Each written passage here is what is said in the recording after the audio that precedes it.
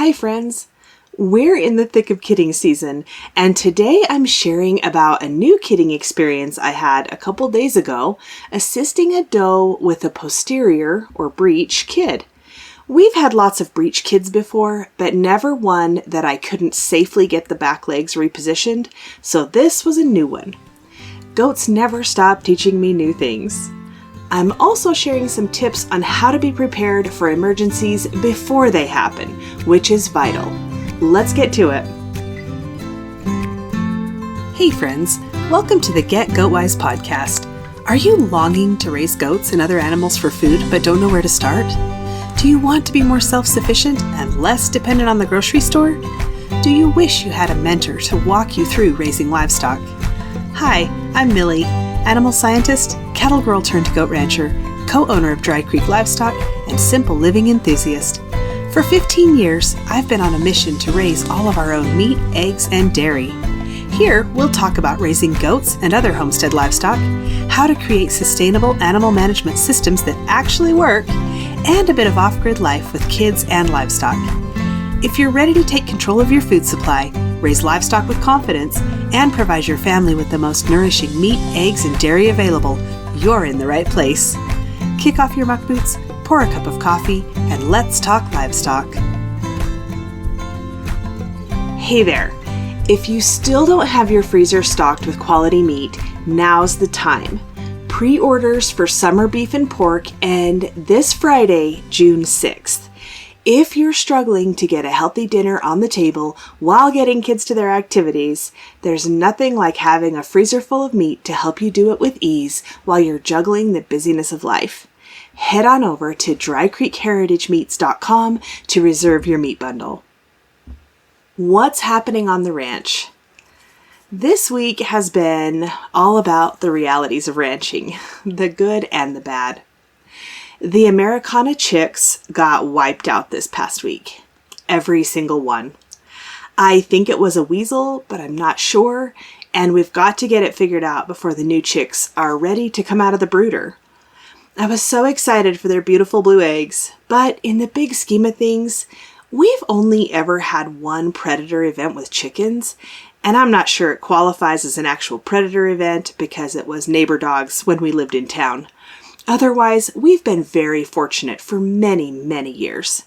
I'm not sure how we'll figure out what's going on, but when I do, I'll let you know. On a brighter note, our heifers calved this week and are doing great. I've mentioned that we didn't really want to breed them to calve as 2-year-olds, but the neighbors' bulls had other plans, so I've been a little nervous about this. They calved on their own, and they're great moms taking care of their calves.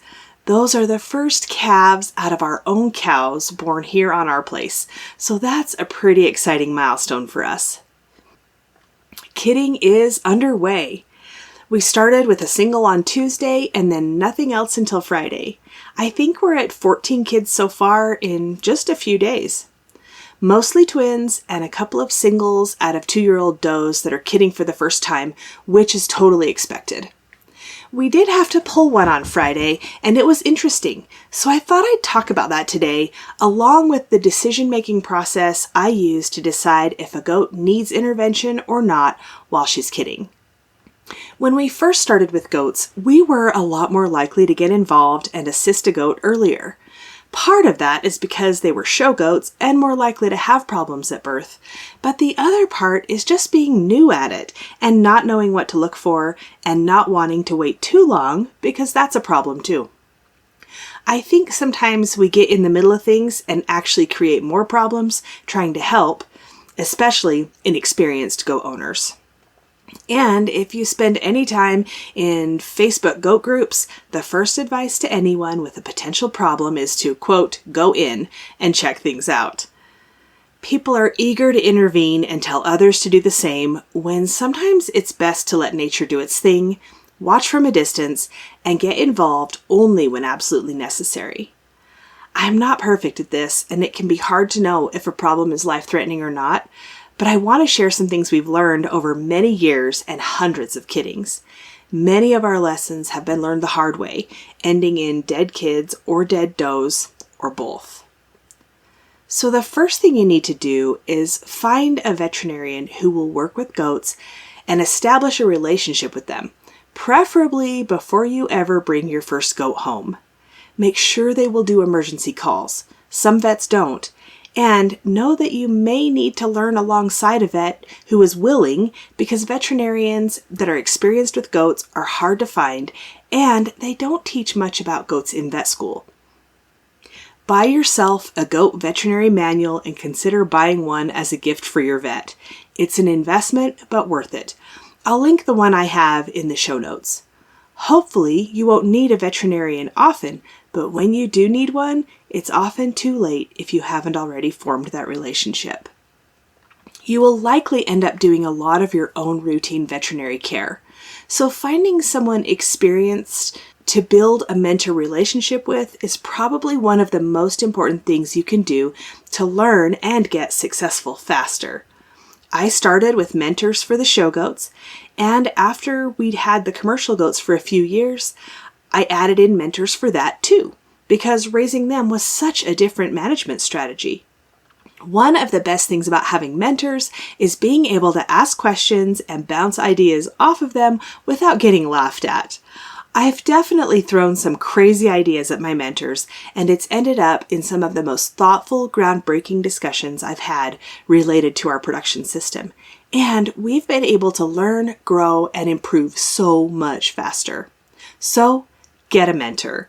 And don't rely on Facebook groups, Google, or ChatGPT for advice. Just for fun, I got onto ChatGPT and asked it a production-related question, and it came back with a very authoritative-sounding answer that was very wrong, dangerously wrong. So just be mindful of where you're getting your advice. Well-meaning people on the internet often repeat things they've heard or read, but have no actual personal experience with. So use caution. Okay, back to kidding. As kidding time gets closer, make sure your goats are walking enough. Put the water and feed at opposite sides of the pasture so they have to travel at least a little. This helps get the kids into the proper position for birth.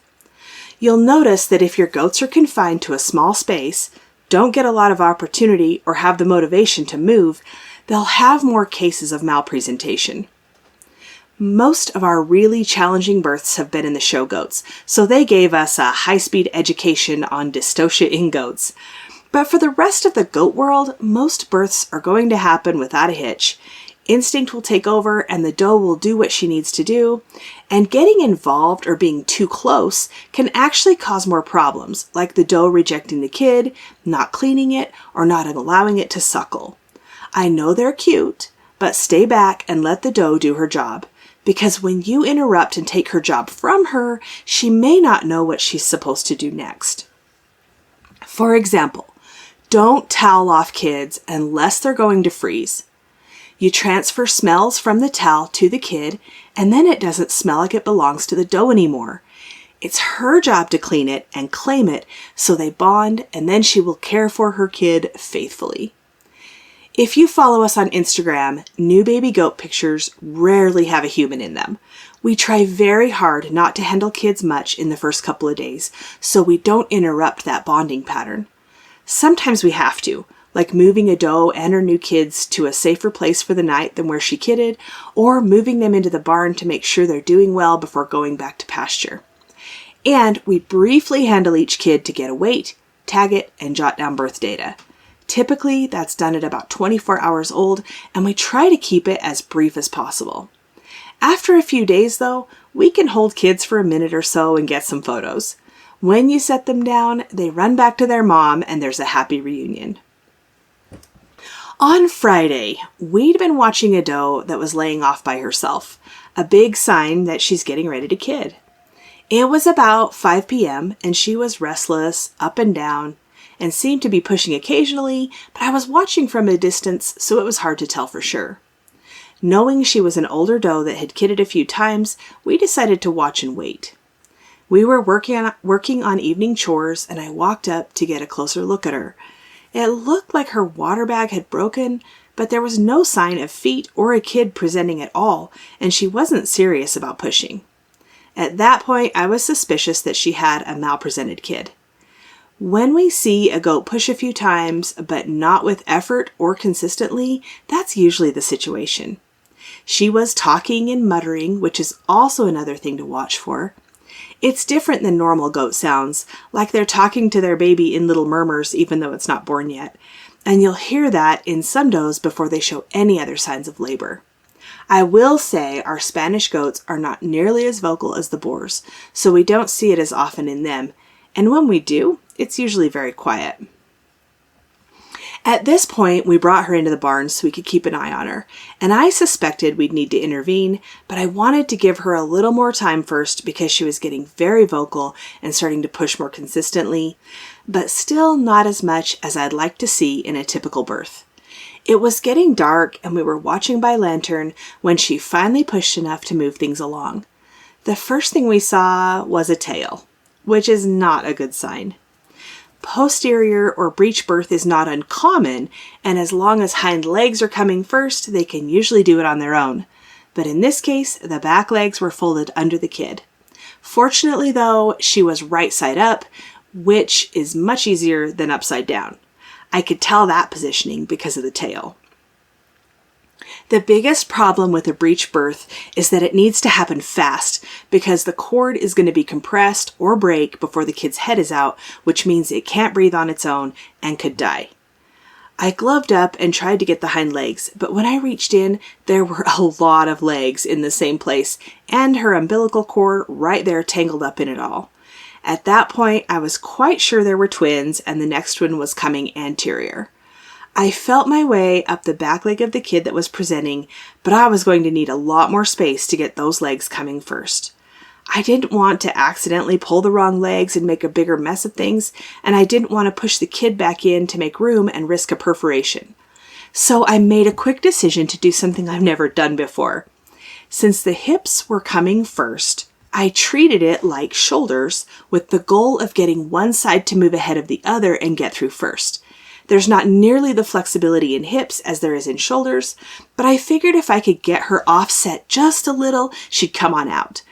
And I didn't have time to mess around if we wanted a live kid.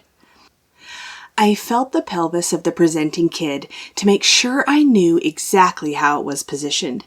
Then I hooked my finger around the right leg at the hip, grasped the tail with my left hand, and waited for her to push. As soon as she pushed, I pulled steadily out and down, and once the right hip cleared the pelvis, the left hip followed, and out she came, quicker than I'd hoped, and still alive. And then her twin followed just a few minutes later. She's been a little slow to get going, but otherwise doing well, and so is the doe and the other twin. I tried something new, and it worked. I like to look back and evaluate what we did whenever we have situations like this. Fortunately, we had a good outcome, and based on what I knew at the time, I wouldn't have done anything differently. However, what I didn't realize then was that doe's daughter from 2 years ago had kidded for the first time earlier that day and was in the barn to make sure she was mothered up well with her kid. When we brought the doe in, she immediately went nose to nose with her daughter and laid next to her through the panel, and that's when she really started pushing. Had I realized it was her daughter in there, I would have brought the doe in sooner. The family connections with goats are fascinating. I love having the mom tags in each of the goats so that we can see how they're related when they're lying next to each other to sleep or when they go off to kid and take their mom, sister, or daughter with them. It's really something to watch, and I wish there was more information and research about this. But for now, I'm making notes and we'll keep putting mom tags in all the kids, not only to keep them sorted out as babies, but also to study how they relate to each other as they get older. I hope this episode gives you a little insight into how we decide when to intervene during kidding and when to let them do the job themselves. There are so many scenarios that can happen during kidding, and sometimes it's hard to know what's the right thing to do. But with experience and observation, you can learn to see things that you didn't see before. And you'll always be learning, just like I am. Every time I think I'm starting to get goats sort of figured out, they teach me something new. If you have any questions, head on over to the community and start a conversation. That's at getgoatwise.com/community. If you like hearing these stories, let me know. I'm considering adding a second weekly episode with a short story from the ranch or a quick tip to make life with livestock easier. Things that are informational, valuable, and maybe just entertaining, but aren't quite long enough for a full episode. We've seen and done some wild things around here, so let me know if it would be helpful if I share those tales and tips. See you next week. Hey there, thanks for listening today. I'm so glad you're here. If this episode helped you or encouraged you in some way, share the link with your homesteading friends. And if you really want to help me out, click on over to Apple Podcasts and leave a rating and a review. You can connect with me on Instagram or email linked in the show notes, and meet me back here soon for more Get Goat Wise.